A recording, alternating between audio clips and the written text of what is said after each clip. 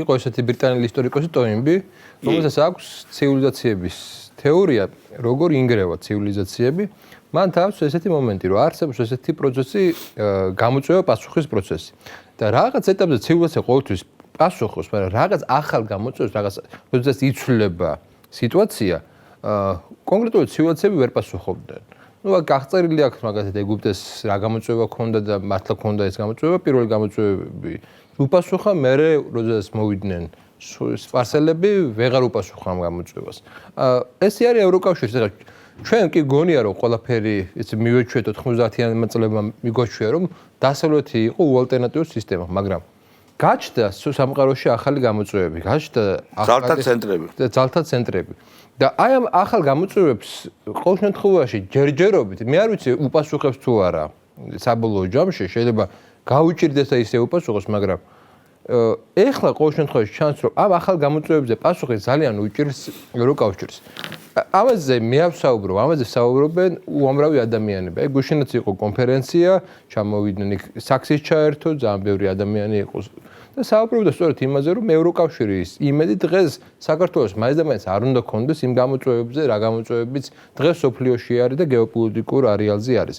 განა იმიტომ რომ მე ანტაგონისტურად ვარ დამოკიდებული ევროკავშირის მხრიდან. არა ვარ არანაირად ანტაგონისტურად დამოკიდებული, უბრალოდ არსებული სიტუაცია არის, ანუ ხომ არის ის რომ ერთი არის კანონზომიერების ლოგიკა და მეორე არის განზრახვის ლოგიკა, ხო? განზრახვის ლოგიკა შეიძლება მქონდეს განზრახული რომ რაღაცა დიდი ავაშოთ, მაგრამ თუ კანონზომიერებები არ მიწყობს ხელს, მაგას ვერ გავაკეთებ, ხო ისეა. ესე არის ესეც. თუ ჩვენთან არსებული მდგომარეობა რაც მომწონს ეხლანდელი ხელისუფლების არის ის რომ ორიენტირებულია მან კანონზომიერების დანახვაზე. ანუ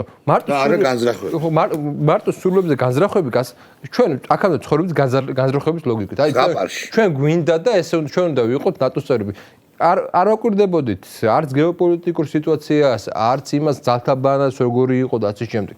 ეხლა გინდა არ გინდა იმისთვის რომ გადარჩი, უნდა დააკვირდოთ ძალთა ბალანს, ხო? ეხლა რასაც აკეთებს ევროკავშირი იმისთვის რომ ევროკავშირის პოზიციები გაძლიერდეს კავკასიაში და არა მარტო საქართველოში, კავკასიაში, იმიტომ რომ ნახოთ რომ ჩვენ გვერდზე არის სახელმწიფო, გულისხმობა აზერბაიჯანი, რომელიც პირდაპირ დაპირისპირებაშია ევროკავშირის ისე სახელმწიფოს და როგორც იყო საფრანგეთი, პირდაპირ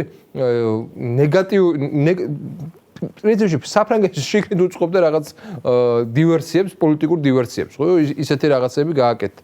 და აი ამ პროცესში, როდესაც შენი ერთადერთი, საზღვაო გამოდის ამ შემთხვევაში, დასაყრდენი უნდა იყოს საქართველო. ამის ნათო შენ რომ ისეთ პოლიტიკას აწარმოებ, როდესაც შენ საქართველოს აიძულებ, რომ ცოტათი სკეპტიკურად განეწყოს ევროკავშირის მიმართ და ეს კვლევებმაც დაადასტურა, ხო? ეს ნიშნავს იმას, რომ იმ ახალ გამოწვევებს ვერ პასუხობს სათანადო. გამოგელია. ან არის ეს მომენტი, მე აი არ მინდა რომ ეს ხაზს გადავს, მაგრამ ან ის თაობა, რომელიც ეხლა არის ევროკავშირში, ევროპარლამენტარების თაობა და ევროელიტა, ესე ვთქვათ, ხო? ის თაობა ვერ პასუხობს ამ გამოწვევებს. ფაქტია. არ ვიცი ხა ახალგაზრდა თაობა როგორია. ამბობენ რომ ბევრი იწერება რომ ბევრი კონსერვატიული ძალები მოდის. იწერება რომ ცოტა სხვა შეხედულების და ღირებულებების ადამიანები არიან. შეიძლება შემდეგმა თაობამ ეგ შეცვალოს, მაგრამ ეხლანდელი ეს ელიტა ევრობიუროკრატიას რასაც უწოდებთ, რომ არის არაადეკვატური იმ გამოწვევების მიმართ, რა გამოწვევები დღეს არის, ეს არ არის ჩემი მოსაზრება, ეს არის თვითონ ევროპელების მოსაზრება, ეს ამერიკელების მოსაზრება. ეს გარედანაც ტრემას დაინახავს, რუსეთმაც დაინახა ეს.